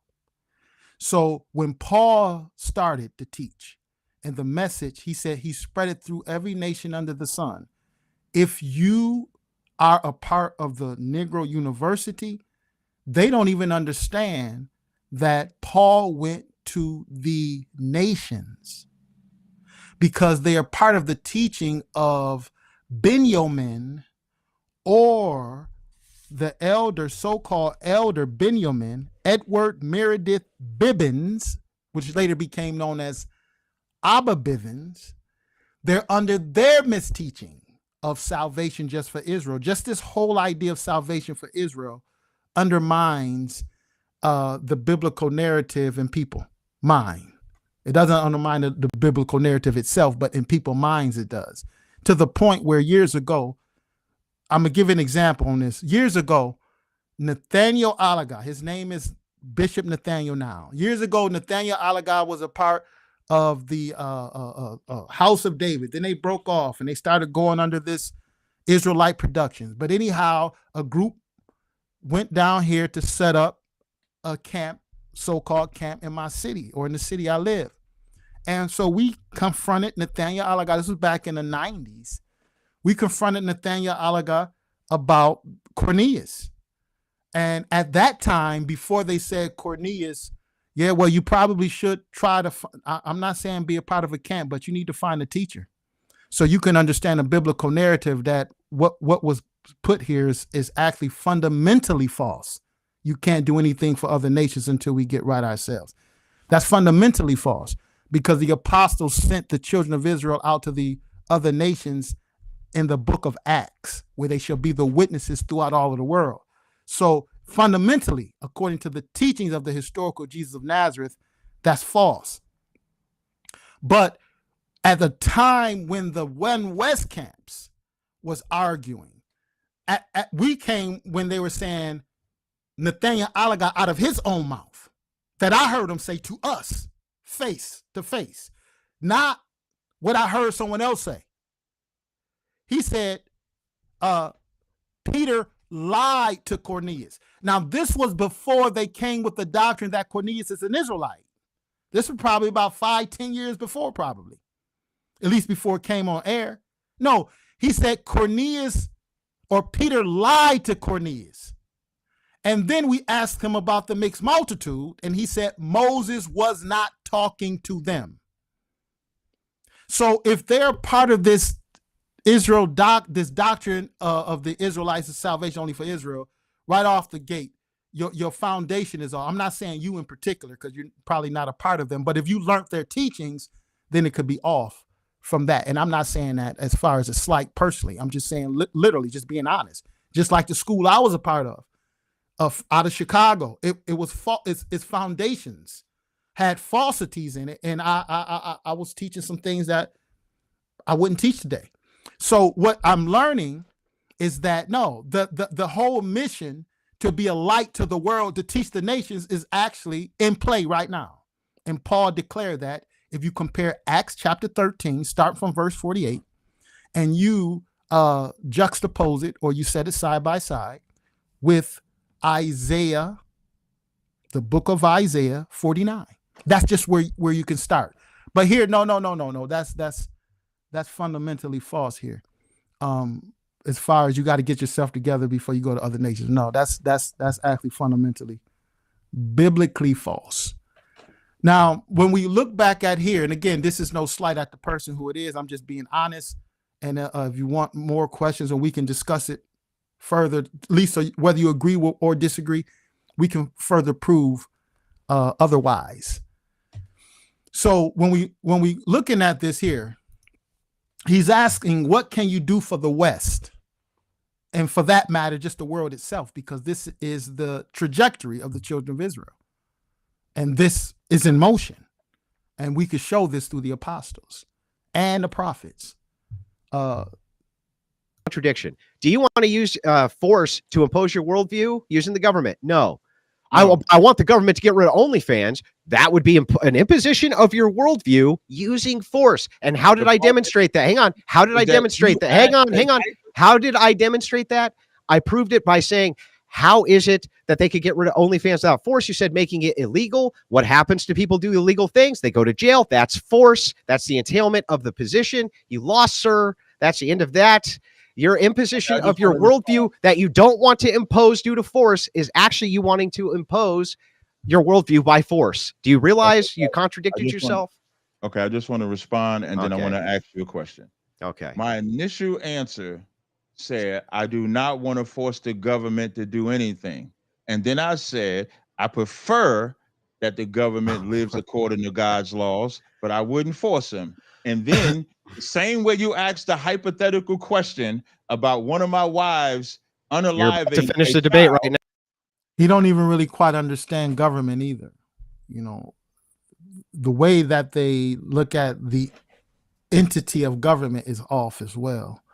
But those other discussions, and it's important for us to understand that, like government. I mean, I remember having those same sentiments and understanding until I started to study politics, and even understanding government is we haven't been taught well I'm talking right now in the so-called African American or Black community.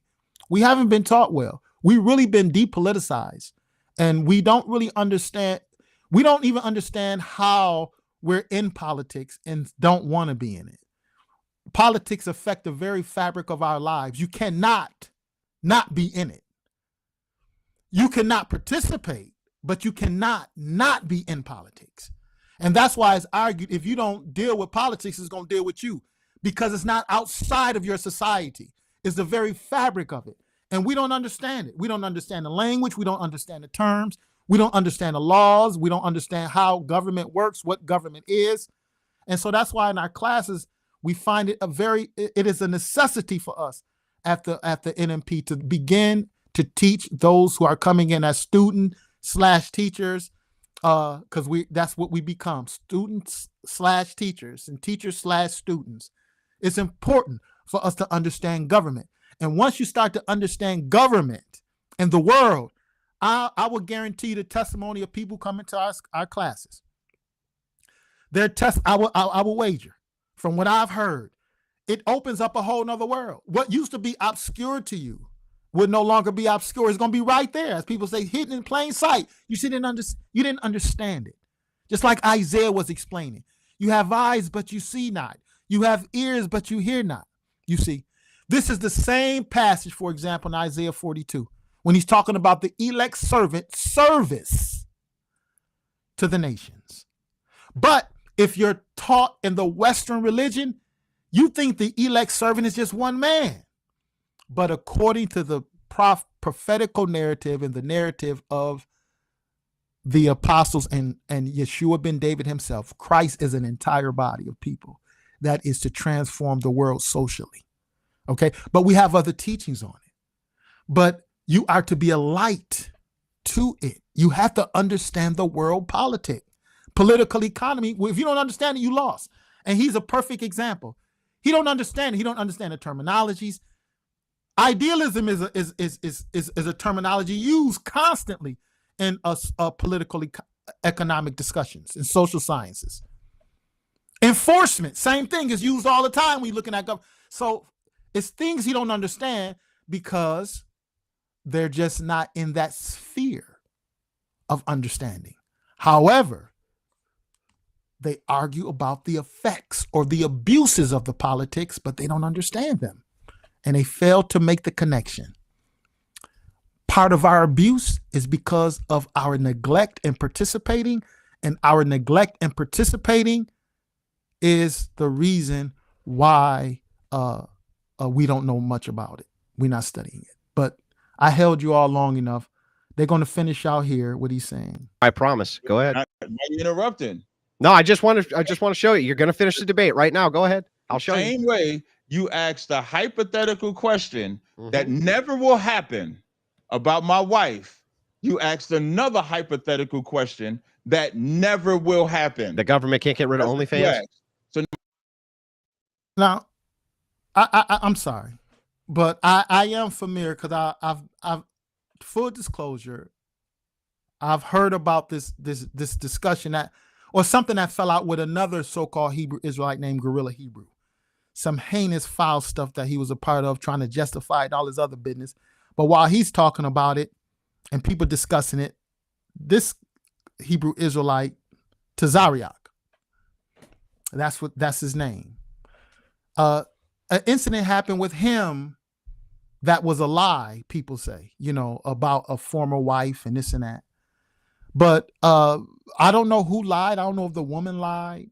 But for you to say, just like he probably had women in his life that he no longer agree with because psychologically they begin to have differences.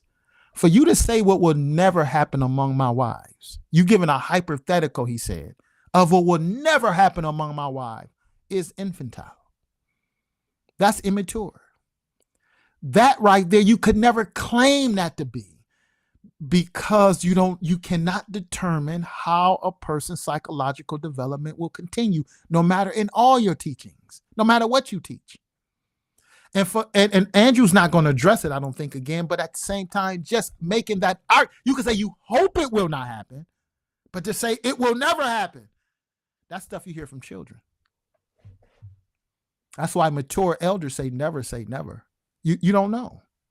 My question to you. Wait, hang on. So then I'll follow up this last one then. Last one. So then what is it if you're unwilling to use force for your worldview and approach the government for any top-down policies whatsoever? What is it that you're bringing to the table that we don't already have in this degenerate West? What is it that you're bringing to the table since everybody can already do what you do? They already can. Is it just your position that you're just going to go educate the masses? You're just going to educate them into everyone they fuck? They then become married to them? Or did you have some teeth behind that? Did you have something you were going to legislate or move towards? Did you have something like that? Or is it just, you're just going to go out and word salad them to death? I'm actually great at what I do. And polygamous and monogamous people do anything they want right now. That's right. I will never. And the West is still degenerate. I still got to get interrupted. Who's the child? The West is still degenerate, bro. We'll play the game of talking over each other. Yeah, go ahead. I won't interrupt you. I'll let you finish. Go ahead. Y'all got it. But go ahead. Andrew yielded. Go ahead. So now, I will never force the government to obey God, because the government will never obey God. So your hypothetical question was answered, but it wasn't my answer. It's your hypothetical question. What I do is exactly what you said. It's what Christ did. Christ didn't force no government to follow him. He taught, and he was good at it. That's why the disciples did it. So I do the same exact thing. I teach to my people the value of sex, no force. And you know what? I'm good at it. So I don't have to force nobody. So now I have a question for you. So now, hang on. Wait, just let you go. I'm just going to respond. I'm just going to respond. You can ask your question. So here's my response. Very simple, right? I asked you this question. What are you doing any different than what's already being practiced in the West? And you know what you just told me? Nothing. You are not offering anybody anything new. The same. You're promising them that the government's going to continue to fuck them over, going to continue to enforce degeneracy. It's going to continue to do all these horrible things under your system because You ain't got the balls to use force. You ain't got the balls to make any legislative changes. Nothing. You're just going to speak them to death. The reason that just lost you the debate is because when you say polygyny in the West is what's going to save the West, we already have mass polygyny in the West. We already have the same. We have people banging everybody all over the fucking place. We already have that. It's not saving shit, right? And you are not offering anybody anything new. You're literally offering the status quo. You're offering them the status quo. You get exactly the same shit you've always gotten under your worldview. And that's why you, sir, and polygyny is not going to save the West. And neither are Hebrew Israelites. You got nothing to offer. Nothing. So if you like that clip and you want to watch, You and the Hebrew Israelites have nothing to offer. We're going to close with this here. Again, this was a discussion. And again, when I was using the term real nigga university, I wasn't being derogatory. I was talking about the irony because that's the shirts they wear. Real nigga university, and niggas imply ignorance. And he was really ignorant on societal affairs. So Andrew was asking about the real world. And so I want to close with this session here. I just want to read this text. I want to read the text. It's essays on God and capitalism, a prophetic critique of market economy. But it was something said here that I think is important. It says on chapter or the introduction, the quest for economic justice, and polygyny plays a part in that. Polygamy plays a part in the disruption of economic justice, whether people realize it or not.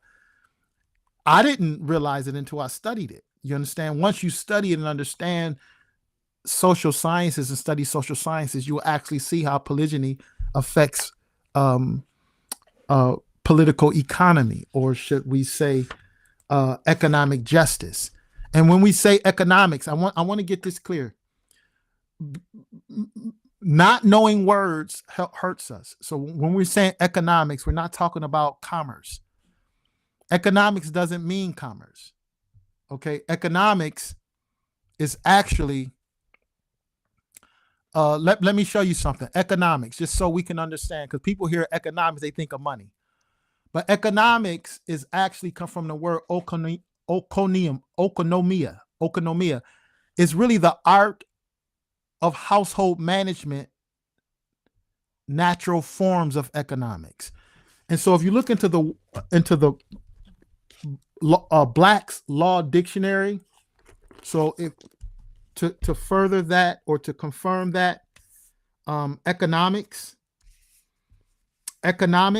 to understand what that is, so we can get this context of economic justice.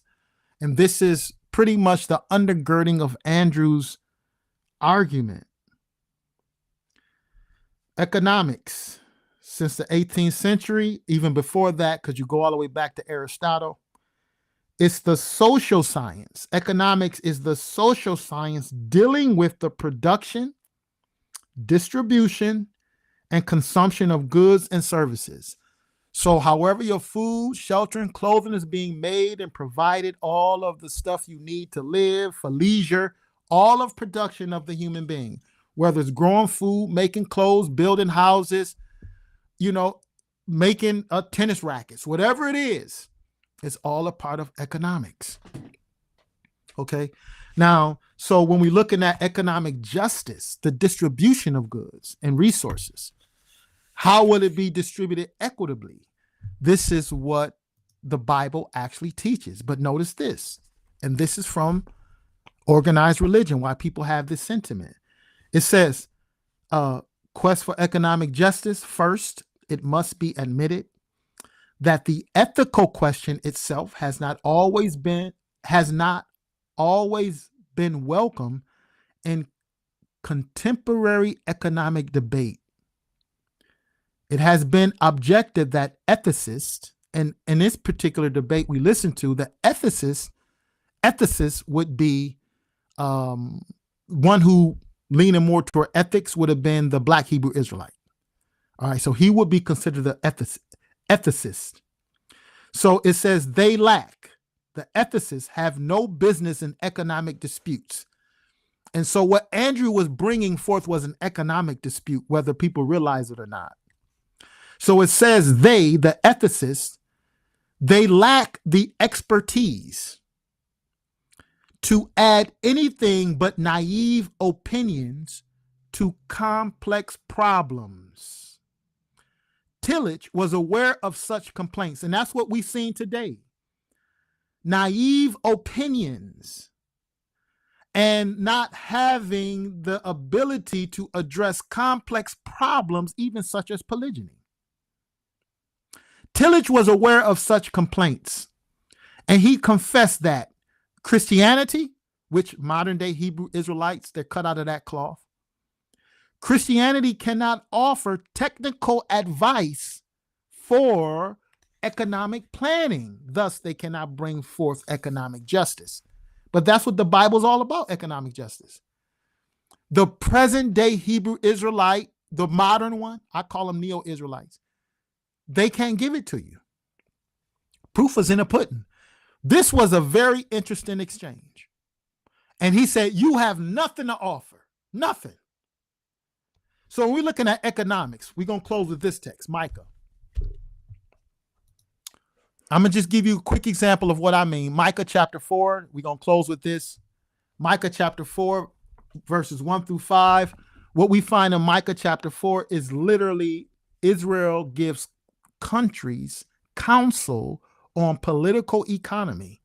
And when you read Micah 4, you might not realize it, but we're going to close with this one and show, I think today's, or at least for me, what I've learned is the infantile disorder of the modern day religious Hebrew Israelites, and also their lack of understanding the political world. Thus, they're really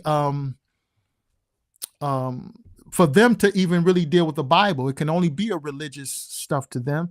They can't apply the Bible on the scale in which it ought to be applied, and that is the world scale. Why you say that, Brother Judah? Notice this. But in the last days it shall come to pass that the mountain of the house of the Lord shall be established in the top of the mountains. We can actually show you when that started. Some people have read this in the religious world, they still waiting on it. Now we can actually show you where it started. And the key word is established. That means to begin to be built. And people say, well, it says the last days. Go ahead and read Hebrews, the first chapter. It'll tell you about what was going on in the last days. But because they consider their days the last days and what was beginning to happen. We can show you, that's a whole nother teaching though. But I want to show you, I just want to make that comment because people think this is yet beyond us. I'm telling you, we're in the midst of this. In the last days, it shall come to pass that the mountain of the Lord's house, or the mountain of the house of the Lord, shall be established in the top of the mountains. Established means to begin to be built. And it shall be exalted above the hills, and people shall flow unto it. People probably laugh me to scorn. You're talking about the mountain of the Lord house is being built. Yeah, it's being built. That's why Yeshua ben David was explaining the kingdom of God like a mustard seed. You put in the ground least of all seeds, but when it's finished, it house and every bird and fowl. He's letting you know the progression of the kingdom. You know, when you're looking at a mustard seed and how it grows into a tree, well, when that little plant first breaks the ground, according to Yeshua ben David, that is the kingdom. Then the plant may grow 6 inches. Then it may grow a foot. It keeps growing. That's the kingdom. It's progressing. Just like Daniel gave you the same analogy in Daniel, the 2nd chapter. The kingdom of God started off as a stone, grew into a mountain. Establishing means to build it. The prophets and Yeshua ben David teaches that the kingdom of God is a progression. All right. That's why Paul was able to say that the kingdom was presently there, concretely. He never said spiritually here. People today say spiritually here because they don't understand it. No, concretely. That's why Yeshua was saying the kingdom comes not with observation. You're not going to be able to point to it. But people think that. They think they're going to look up in the sky and see spaceships or a golden cube coming out of the sky. That's what you get out of religion. But that's not what it's explaining. So let me just finish this because I've been going on, but I want you to pay attention to this. Kingdom of God being established and exalted above the hills, and people shall flow unto it. Who? Those of the countries shall flow unto it. And many nations shall come and say, come, let us go up to the mountain of the Lord and to the house of the God of Jacob, and he will teach us of his ways. In other words, they're going to learn political economy from him. But who will be teaching it?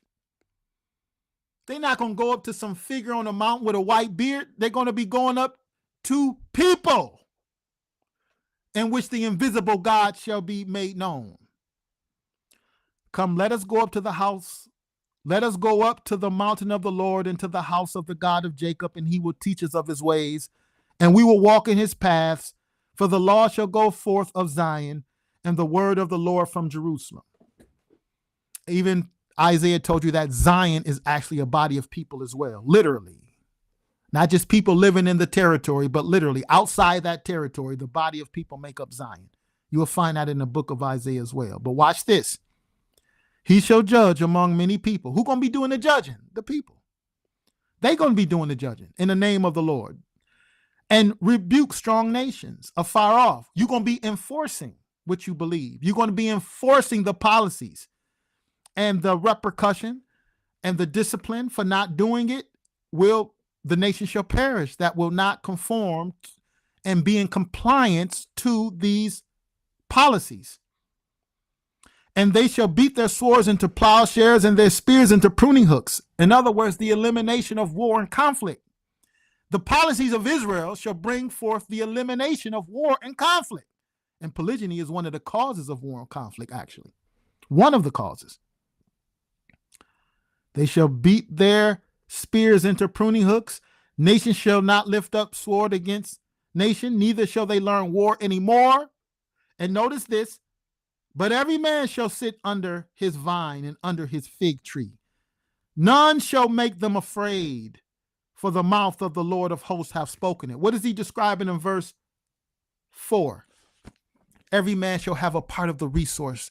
None shall ever be in fear of oppression or of being without or in deprivation or in poverty again. Every man will have his rightful share in his rightful place in the earth. Once war is abolished, new policies are introduced into the world.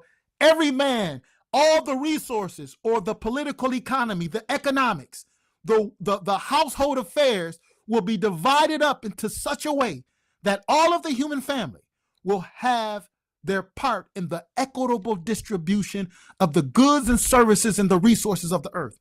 The Bible, Micah chapter 4, Isaiah 2 is talking about political economy. Unless we understand politics, you might not even understand that's what Micah talking about. But the Bible and the real children of Israel who understand the movement, the social movement started by Moses, actually started by Abraham, which is destined to bring a blessing to the nations. That movement started by Abraham, confirmed with Yeshua ben David, seeing the growth of it with Moses is still at play. And we bear witness that those who asking, how can your way and your teachings benefit the world? We find that the conclusion that the individual came up today, whose name is Andrew, he argued the people who call themselves Black Hebrew Israelites today, at least out of the school of One West, and it's more than just them, don't have no answers. So I'm Brother Judah. And we're going to close with today's discussion. And God willing, we'll be back again with more discussions. And if he allow, probably even more commentary, so we can also critique these teachings that's going out for the sake of the people who are looking for truth or an alternative. Whether they agree with what we're saying or not, at least they can have an alternative to deal with. We're going to close out for today. We appreciate everyone who have taken the time out to listen. This wasn't a personal thing. It's just really just an analysis of, do I agree with Andrew? What's his name? I forget his name. Andrew. I have it here somewhere. Well, maybe not. I forget his name. I just know about Andrew Wilson, I believe. All right. So this isn't I don't really agree with him overall if he's an Orthodox Christian, but So I'm not here. I'm not showing any biasness. I'm just simply talking about the truth of the matter. Brother Judah from the Congregation of Israel, a representative of the NMP, the Nazarene Messianic Party. We're going to close out for today's session, and God willing, we'll be back again. And I would say peace and blessings for all of you who are sincerely searching. For all of you who have an ear, let them hear what the Spirit says to the assemblies.